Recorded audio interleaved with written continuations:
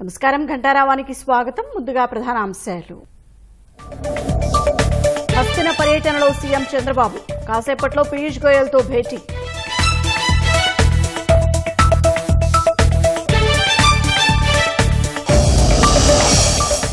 కొత్త diaphragm wall కే CWC నిర్ణయం, విదేశీ నిపుణుల నివేదిక ఆధారంగా నిర్మాణం.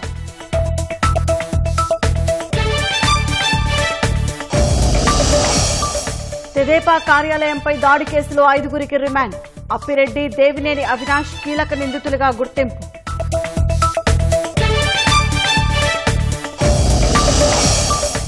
మళ్లీ ఆసుపత్రిలో చేరిన అడ్వాణీ, ఆరోగ్యం నిలకడగా ఉందన్న వైద్యులు.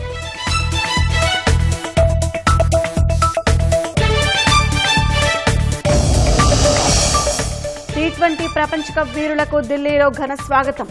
ఇవాళ ప్రధాని మోదీని కలవనున్న రోహిత్ సేన.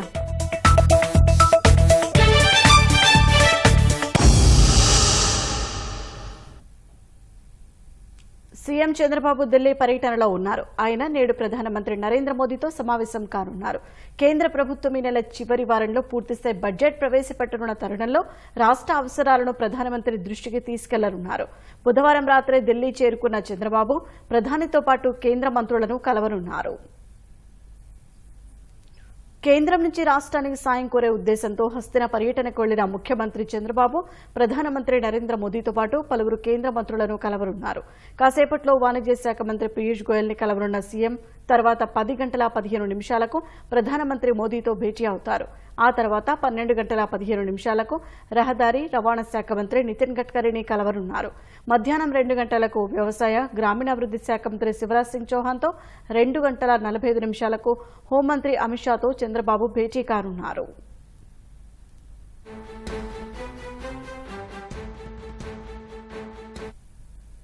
గత ప్రభుత్వం చేసిన ఆర్థిక విధ్వంసం కారణంగా ప్రస్తుతం రాష్ట్రం ఎదుర్కొంటున్న ఇబ్బందులను ప్రధానమంత్రి ఇతర కేంద్ర మంత్రుల దృష్టికి సీఎం చంద్రబాబు తీసుకెళ్లనున్నారు.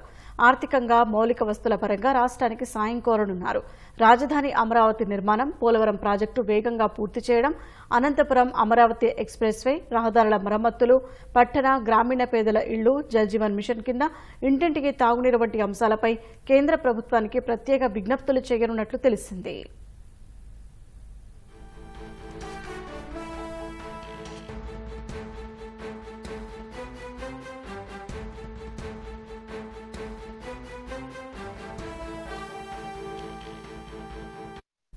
రేపు ఉదయం 9 గంటలకు నీతి ఆయోగ్ సీఈఓ బీవీఆర్ సుబ్రహ్మణ్యం, 10 గంటలకు ఆర్థిక మంత్రి నిర్మలా సీతారామన్, 10:45 కేంద్ర ఆరోగ్య మంత్రి జేపీ నడ్డాను, 12:30కు మంత్రి అఠావాలేలను కలుస్తారు.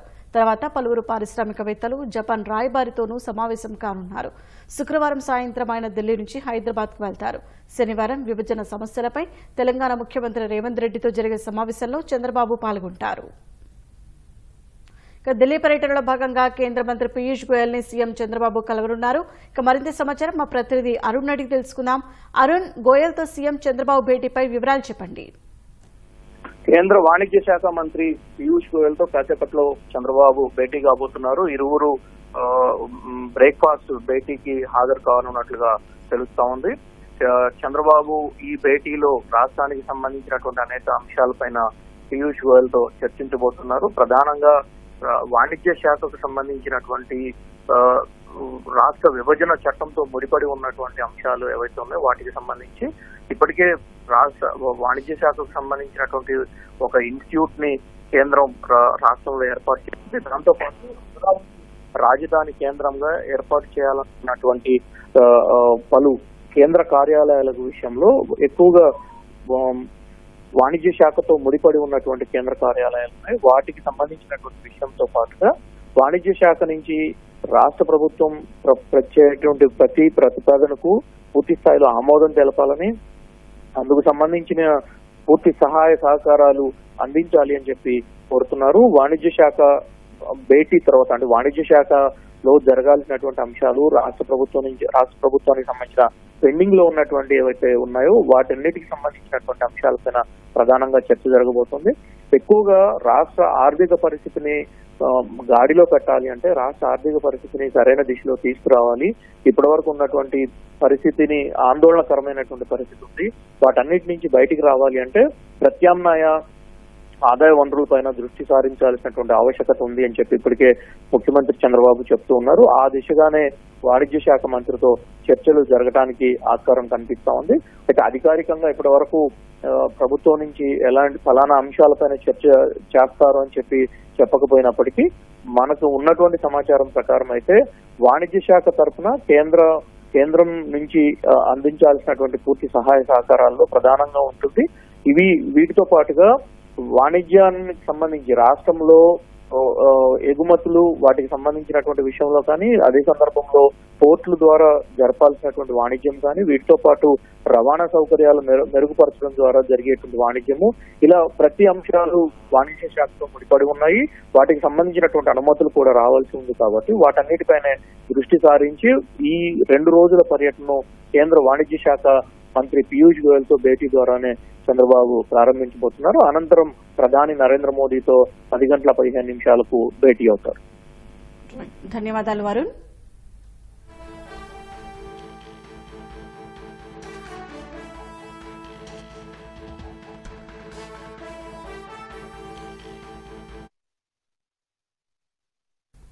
పిఠాపురంలో నిర్వహించిన వారాహి విజయోత్సవ సభలో సినిమాల్లో నటించడంపై ఉప ముఖ్యమంత్రి పవన్ కళ్యాణ్ స్పందించారు. అభిమానులు ఓజీ ఓజీ అంటూ నినాదాలు చేయడంతో ఆయన వివరణ ఇచ్చారు. 3 నెలల పాటు సినిమా షూటింగ్లకు దూరంగా ఉండనున్నట్లు పవన్ స్పష్టం చేశారు. రాష్ట్రంలో కనీసం రోడ్ల గుంతలు కూడా పూడ్చకుండా షూటింగ్లకు వెళ్లారనే విమర్శలు రాకూడదన్నారు. వీలున్నప్పుడు 1-2 రోజులు షూటింగ్లకు కేటాయిస్తానని అభిమానులకు తెలిపారు.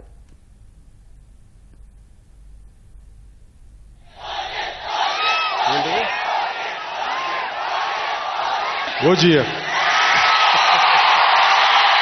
సినిమాలు చేసే టైం ఉందంటారా?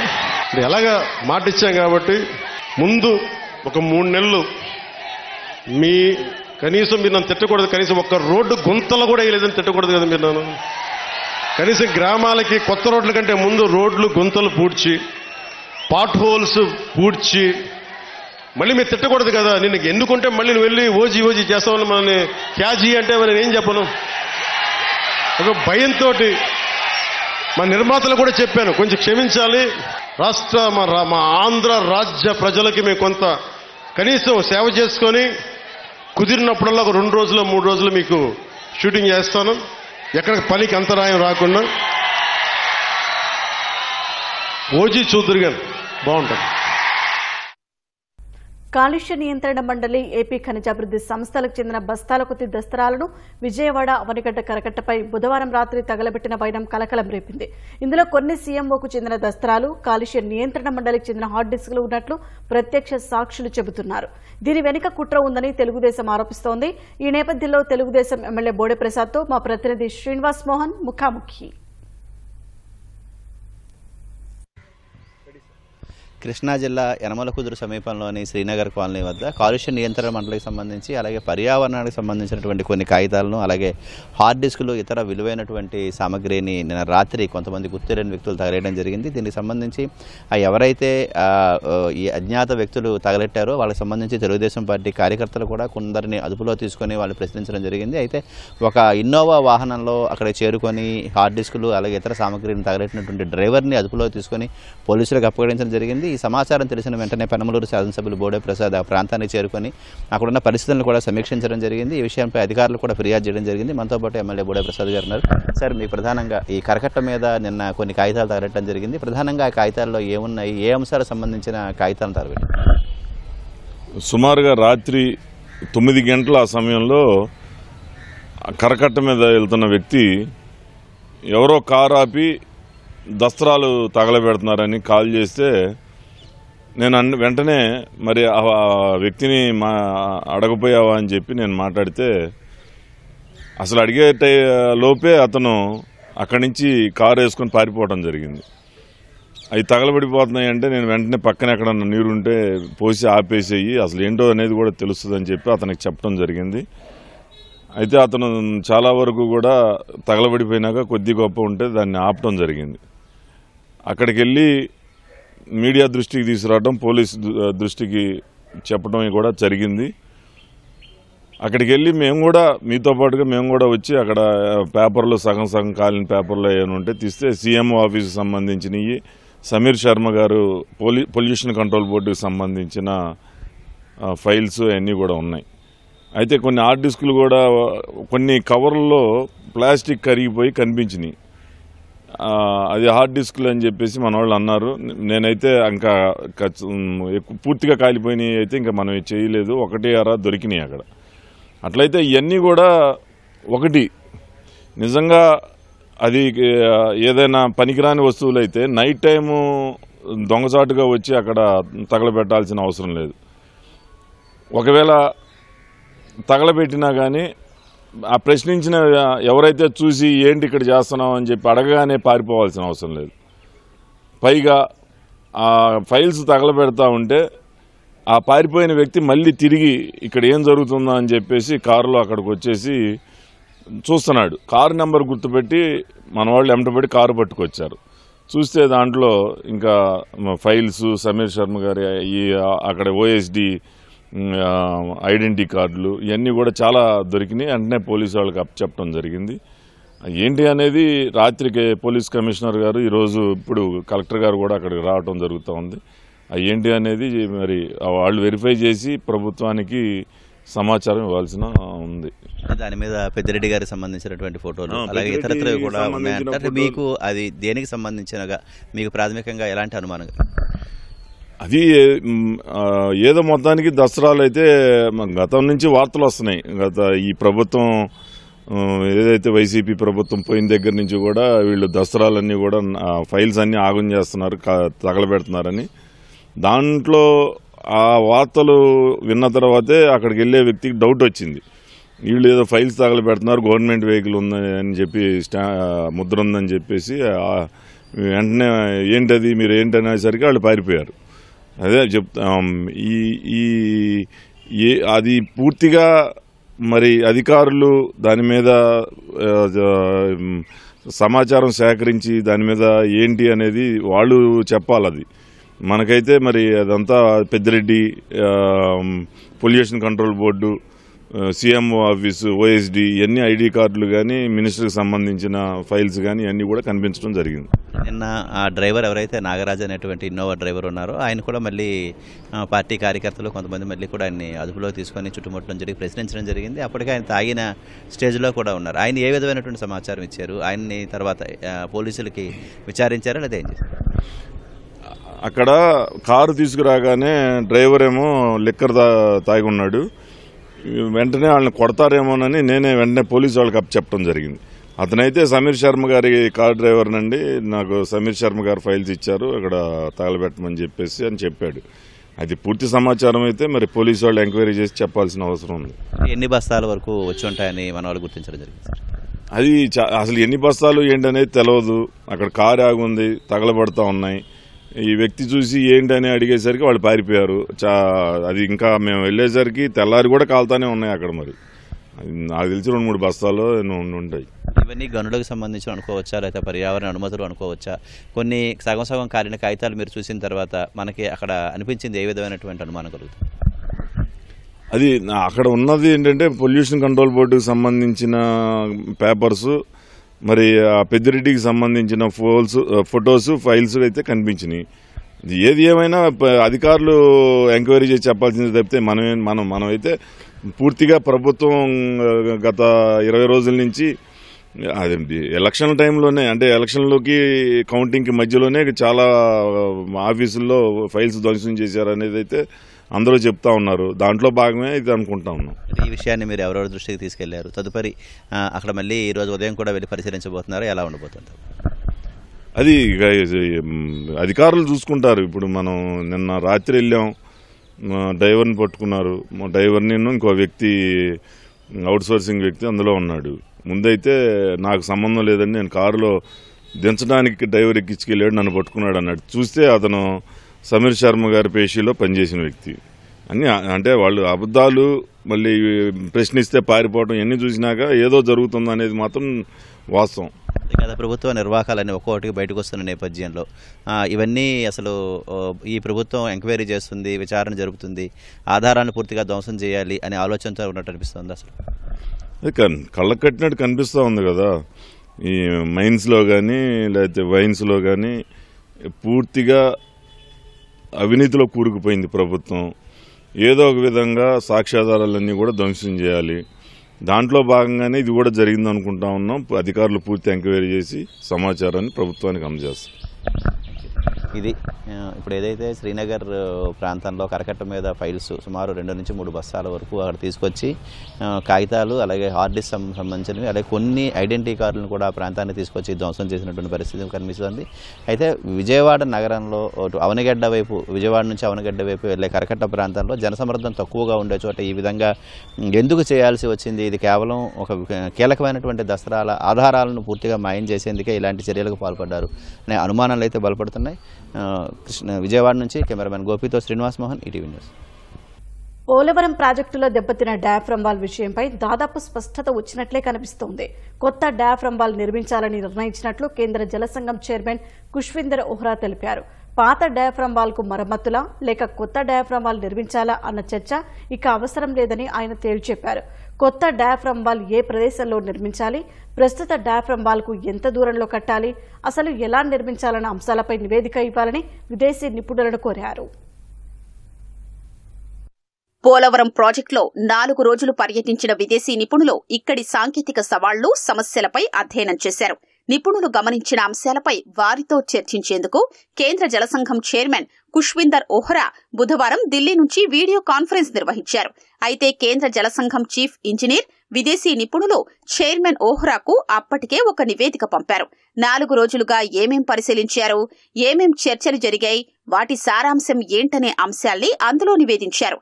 ఆ నివేదిక ఆధారంగానే ఖుష్విందర్ ఓహ్రా సమావేశం నిర్వహించారు.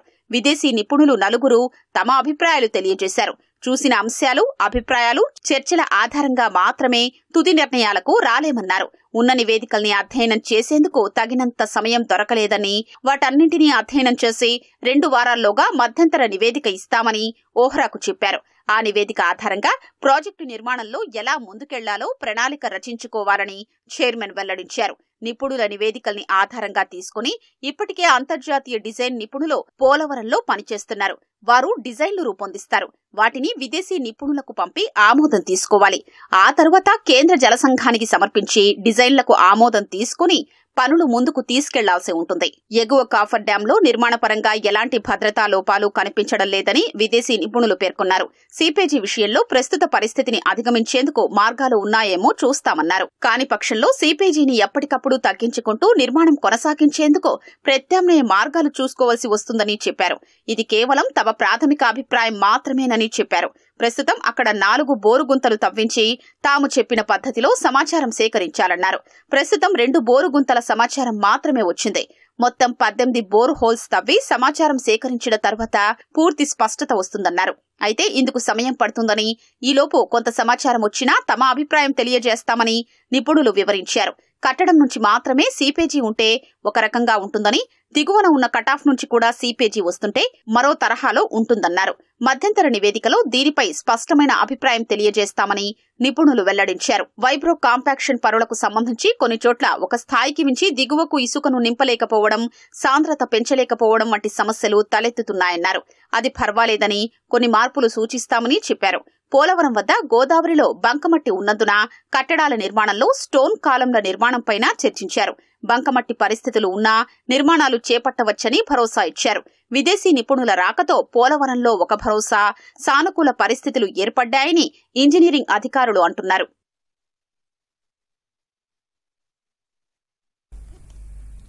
తెలుగుదేశం పార్టీ కేంద్ర కార్యాలయంపై దాడి కేసులో 5 నిందితులకు మంగళగిరి న్యాయస్థానం రిమాండ్ విధించింది. కూటమి ప్రభుత్వం అధికారంలోకి వచ్చిన తర్వాత పార్టీ కార్యాలయంపై దాడి కేసు విచారణను పోలీసులు వేగవంతం చేశారు. 2 రోజుల క్రితం దాడి సమయంలో పాల్గొన్న వారి వివరాలను పోలీసులు సేకరించారు. సీసీటీవీ దృశ్యాల ఆధారంగా మొత్తం 70 మందికి పైగా దాడిలో పాల్గొన్నట్లు గుర్తించారు. ఇందులో భాగంగా మొదటి విడతలో 5 వైకాపా నేతలను పోలీసులు అరెస్టు చేశారు. మంగళగిరిలో తెలుగుదేశం పార్టీ కేంద్ర కార్యాలయంపై దాడి కేసులో అరెస్టైన 5 న్యాయమూర్తి వి రామకృష్ణ 14 రోజుల రిమాండ్ విధిస్తూ ఉత్తర్వులు ఇచ్చారు. ఈ కేసులో గుంటూరుకు చెందిన వైకాపా కార్పొరేటర్ అచ్చాల వెంకటరెడ్డి, జిల్లా గ్రంథాలయం సంస్థ మాజీ చైర్మన్ బత్తుల దేవానంద్, గిరిరాము, ఖాజా మొహిద్దీన్, షేక్ మస్తాన్వలిని పోలీసులు అరెస్టు చేశారు. వీరిని మంగళగిరి న్యాయస్థానంలో హాజరుపరచగా పబ్లిక్ ప్రాసిక్యూటర్ నాగమణి వాదనలు వినిపిస్తూ నిందితులపై హత్యాయత్నం, కుట్ర తదితర సెక్షన్ల కింద కేసు నమోదైనందున రిమాండ్ విధించాలని కోరారు. నిందితుల తరపున న్యాయవాదులు ఎర్రం నాగిరెడ్డి, దుష్యంత్ రెడ్డి, ఏటూరి కిషోర్ వాదనలు వినిపించారు. ప్రభుత్వం మారిన తర్వాత ఉద్దేశపూర్వకంగా కేసులు నమోదు చేయడంతో పాటు అదనపు సెక్షన్లు జత చేసినందున రిమాండ్ తిరస్కరించాలని వాదించారు. ఇరు వర్గాల వాదనల తర్వాత న్యాయమూర్తి నిందితులకు రిమాండ్ విధించారు. రిమాండ్ రిపోర్ట్లో పోలీసులు సేకరించిన ఆధారాలు, సీసీ ఫుటేజ్, సామాజిక మాధ్యమాల్లో వీడియోలు, చిత్రాలు, 8 మంది ప్రత్యక్ష సాక్షులు చెప్పిన వివరాలను పొందుపరిచారు. 2021లో అక్టోబర్ 19న తెదేపా కార్యాలయంపై జరిగిన దాడిపై బద్రీనాథ్ చేసిన ఫిర్యాదు మేరకు కేసు నమోదు చేసి పోలీసులు దర్యాప్తు చేశారు. కొత్తగా మరో 27 మంది నిందితులను పోలీసులు గుర్తించారు. ఇందులో వైకాపా కీలక నేతలు ఉండడంతో వారిపైన కేసు నమోదు చేశారు. వైకాపా ఎమ్మెల్సీ లేళ్ల ఆపిరెడ్డి, విజయవాడ తూర్పు నియోజకవర్గ సమన్వయకర్త దేవినేని అవినాష్, విజయవాడ నగరపాలక Vaikapa floor leader Venkata Satyanarayana, Vijayawada corporator Ambedkar తదితరులను నిందితులుగా చేర్చారు. మొత్తం ఇప్పటి వరకు 56 మంది నిందితులను గుంటూరు జిల్లా పోలీసులు గుర్తించారు. త్వరలోనే మరిన్ని అరెస్టులుంటాయని పోలీసులు చెబుతున్నారు. కొంతమంది నేతలు ఇప్పటికే రాష్ట్రం వదిలి పారిపోయినట్లు గుర్తించారు. ఏపీ సమాచార పౌర సరఫరాల శాఖ కమిషనర్గా పనిచేసిన తుమ్మా విజయ్ కుమార్ రెడ్డి తిరిగి మాతృశాఖకు వెళ్లేందుకు యత్నించగా కేంద్ర సమాచార శాఖ నిరాకరించింది. జూన్ 9తో విజయ్ కుమార్ రెడ్డి డిప్యుటేషన్ గడువు ముగియడంతో ఆటో రిలీవ్ నిబంధన ఉపయోగించుకుని తిరిగి కేంద్ర సమాచార శాఖకు వెళ్లేందుకు ప్రయత్నించగా కేంద్ర మంత్రిత్వ శాఖ నిరాకరించింది. గత ప్రభుత్వ హయాంలో వైకాపా నేతలతో అంటకాగిన విజయ్ కుమార్ రెడ్డి సాక్షి దినపత్రిక, టీవీ ఛానళ్లకు కోట్లాది రూపాయలు ప్రకటనల రూపంలో దోచిపెట్టినట్లు ఆరోపణలు ఉన్నాయి. దీంతో తదుపరి ఉత్తర్వులు ఇచ్చే వరకు ఏపీలోనే కొనసాగాలని ప్రభుత్వం ఆదేశించింది. రాష్ట్ర ప్రభుత్వ ఆదేశాలను బేఖాతరు చేస్తూ ఆయన కేంద్ర సర్వీసులకు వెళ్లేందుకు యత్నించారు. ప్రభుత్వ పుస్తకాలు, కరపత్రాల ముద్రలలో కోట్ల రూపాయల అక్రమాలు చోటు చేసుకున్నాయని, దీనిపై రాష్ట్ర ప్రభుత్వం విచారణ చేపట్టనుంది. ఈ అక్రమాల్లో తుమ్మా విజయ్ కుమార్ రెడ్డితో పాటు సమాచార పౌర సంబంధాల శాఖలో మరికొందరి ప్రమేయంపైన ప్రభుత్వం ఆరా తీస్తుంది. భారతీయ జనతా పార్టీ కురువృద్ధుడు మాజీ ఉప ప్రధాని లాల్ కృష్ణ అడ్వాణీ మళ్లీ ఆసుపత్రిలో చేరారు. బుధవారం రాత్రి 9 గంటల ప్రాంతంలో ఢిల్లీ అపోలో ఆసుపత్రిలో చేరినట్లు సంబంధిత వర్గాలు తెలిపాయి. ఆయన వయస్సు 96 సంవత్సరాలు. ఇటీవల ఢిల్లీ ఎయిమ్స్లో చేరిన అడ్వాణీ ఒక రాత్రి మొత్తం ఆసుపత్రిలో ఉన్న తర్వాత డిశ్చార్జ్ అయ్యారు. ప్రస్తుతం భాజపా కురువృద్ధుడి ఆరోగ్యం నిలకడగా ఉందని, ఆయన నిపుణుల బృందం పర్యవేక్షణలో ఉన్నట్లు ఆసుపత్రి వర్గాలు తెలిపాయి. Senior neurology consultant doctor Vineet Suri సమక్షంలో ఆసుపత్రిలో చేరిన అడ్వాణీ ఆయనకున్న అనారోగ్య సమస్య ఏమిటన్నది అపోలో ఆసుపత్రి వర్గాలు వెల్లడించలేదు.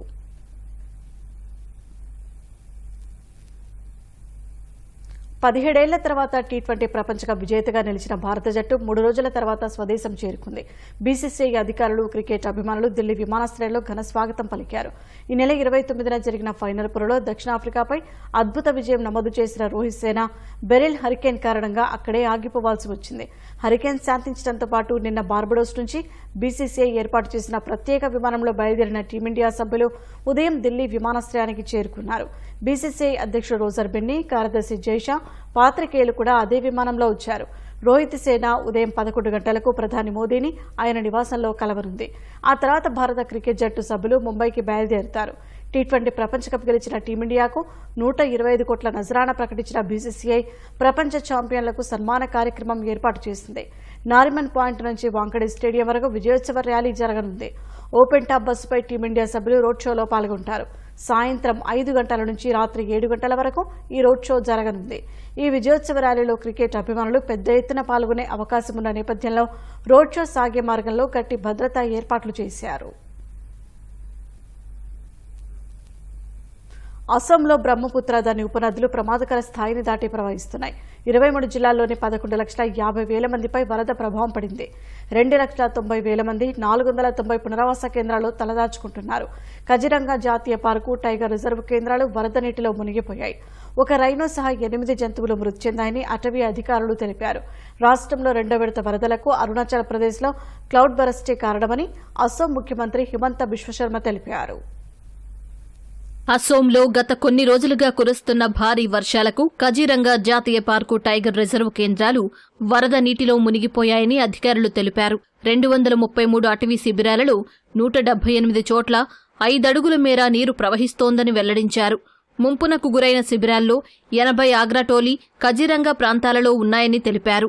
వరద నీటి ప్రవాహం క్రమంగా పెరుగుతూ ఉండటంతో 9 శిబిరాల్లో ఉన్న ఫారెస్ట్ గార్డులు వెనక్కి వచ్చేశారని అధికారులు చెప్పారు.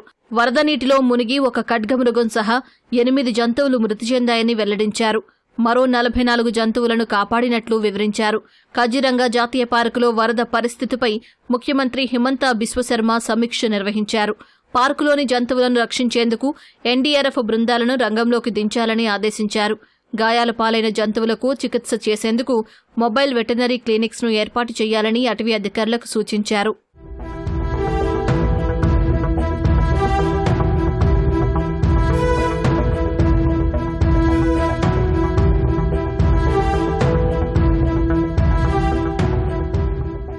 వరద ప్రభావిత ప్రాంతాలలో అసోం ముఖ్యమంత్రి హిమంత బిశ్వశర్మ పర్యటించారు.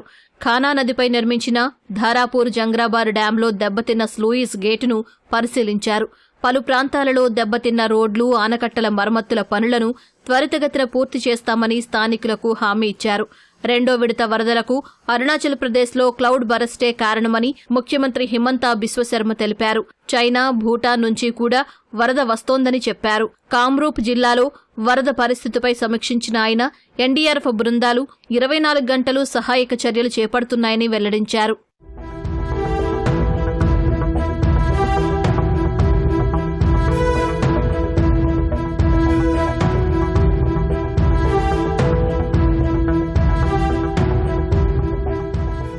బ్రహ్మపుత్ర, దాని ఉపనదులు ప్రమాదకర స్థాయిని దాటి ప్రవహిస్తుండటంతో అసోంలోని 23 జిల్లాల్లోని 11,50,000 మందిపై వరద ప్రభావం పడింది. 2,90,000 మందిని అధికారులు 490 పునరావాస కేంద్రాలకు తరలించారు. వరదలు, కొండచర్యలు విరిగిపడి ఈ ఏడాది ఇప్పటివరకు 48 మంది మృతి చెందారు. బిస్వనాథ్, దిబ్రూగఢ్, గోలాఘాట్, జోర్హాట్, కర్బీ, శివసాగర్, తమూల్పూర్, లఖింపూర్, సోనిత్పూర్, మోరిగావ్ తదితర ప్రాంతాలలో వరదల ప్రభావం ఎక్కువగా ఉంది. లఖింపూర్లో 165,000 మంది, దర్రాంగ్లో 147,000 మంది, గోలాఘాట్లో 107,000 మందిపై వరద ప్రభావం పడింది. వరదల ధాటికి ఆనకట్టలు, రోడ్లతో పాటు ఇతర మౌలిక సదుపాయాలు దెబ్బతిన్నాయి.